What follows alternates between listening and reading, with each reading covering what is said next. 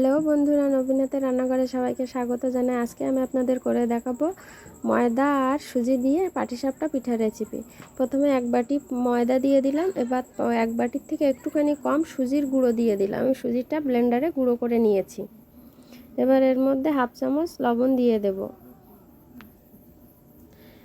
এবার একটু চিনি দিয়ে দেব। খেয়াল রাখবে চিনিটা যেন বেশি না হয়ে যায়, তাহলে কিন্তু কড়াইয়ে লেগে যাবে।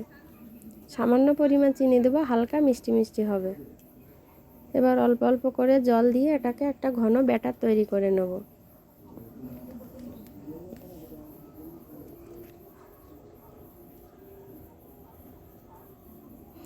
একবারে বেশি জল দিতে যাবেন না, অল্প অল্প করে দেবেন, তাহলে এটা ঠিকঠাকভাবে একটা সুন্দর ঘন ব্যাটার হয়ে আসবে।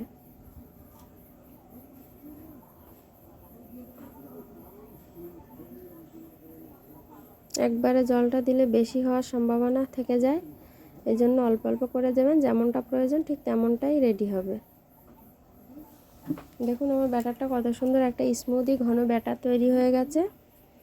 ব্যাটারটা ঠিক এমনই হবে। এবার এটাকে সাইডে রেখে দেব, দিয়ে আমি নারকেলের পুরটা রেডি করে দেখাবো। পাটিসাপটার মধ্যে যে পুরটা দেবো সেটা রেডি করে দেখাচ্ছি। প্রথমে একটু দুধ দিয়ে দেব। দুধ দিয়ে নারকেলের পুরটা বানালে খেতে খুব টেস্টি হয়।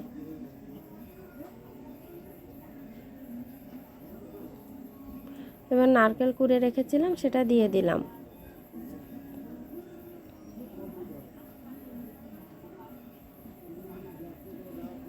নারকেলটা একটুখানি সিদ্ধ করে নেব, নাড়াচাড়া করে নেব, তারপরে চিনিটা দেব।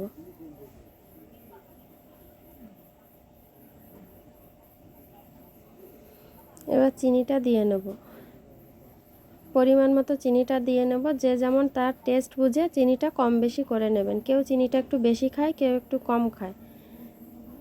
আপনারা যার যার নিজের পছন্দ মতন চিনিটা দিয়ে নেবেন। এবারে আমি একটু আখের গুড় দিয়ে দেব, সামান্য একটু কালার আসার জন্য। আপনারা নাও দিতে পারেন, এটা অপশনাল। দেখুন গুড়টা দেওয়ার কারণে হালকা একটু কালার চলে এসেছে, দেখতেও ভালো লাগছে। আমার পুরটা কিন্তু রেডি হয়ে গেছে। পুরটা আমার একদম রেডি হয়ে গেছে। এবার এটাকে নামিয়ে পাটিসাপটাটা করে দেখাবো। কড়াইটা ধুয়ে পরিষ্কার করে নিয়েছি। এবার সামান্য পরিমাণে তেল দিয়ে পাটিসাপটাটা করে নেব।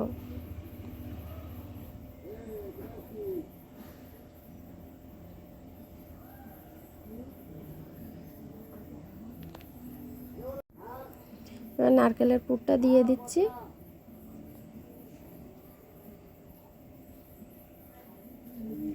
সুন্দর করে নারকেলের পুরটা দিয়ে এবার মুড়ে নিলেই রেডি হয়ে যাবে আমাদের পাটিসাপটা। পাটিসাপটা পিঠে কিন্তু একদম সহজ।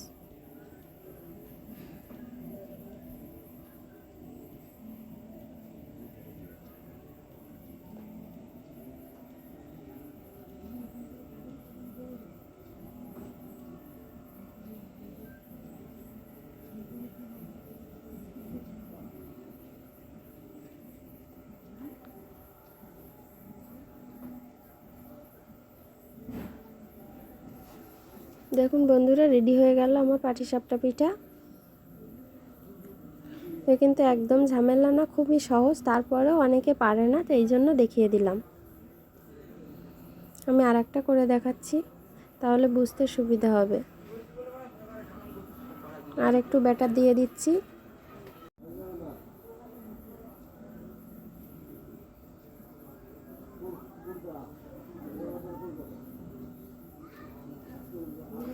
এই সময় কিন্তু আমি উনুনে করে দেখাচ্ছি। গ্যাসে করলে কিন্তু গ্যাসের ফ্লেমটা একদম লো ফ্লেমে থাকবে, না হলে কিন্তু পুড়ে যাওয়ার সম্ভাবনা থাকে।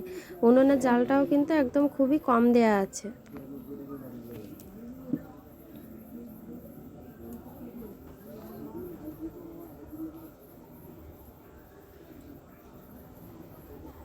আলতোভাবে মুড়ে নেবেন।